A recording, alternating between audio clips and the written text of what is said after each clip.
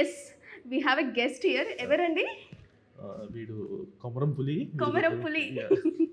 Hello Komaram Puli. Hello hello hello hello. ఈ ఇంటర్వ్యూలో పెద్ద గెస్ట్ అనమాట. I got you so good. ఈయన కూడా ఉన్నారని తెలిసింది. మూవీలో ఉన్నారు. ఎడిటేబుల్ లేసిపోయాడు. ఎడిటేబుల్ ప్రతి ఆర్టిస్ట్ గారు కామన్. ఓకే, వయసు యాక్టివ్ నానా, అందరం ఇక్కడే ఉన్నాం కదా.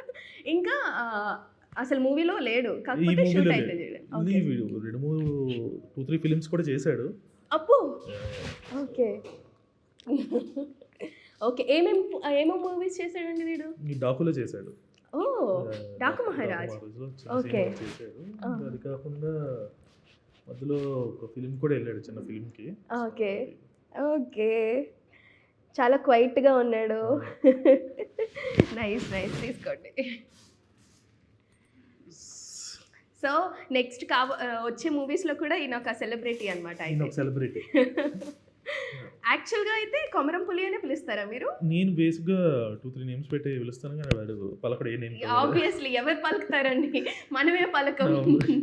సో వీడికి చాకో అని ఒక పేరు పెట్టా, తెలుగులో short and simple, nice, quick గా పిలిచారు. తెలుగులో అయితే కొమరం పులి అని పెడతా. అయ్యో, ఎందుకని కొమరం పులి?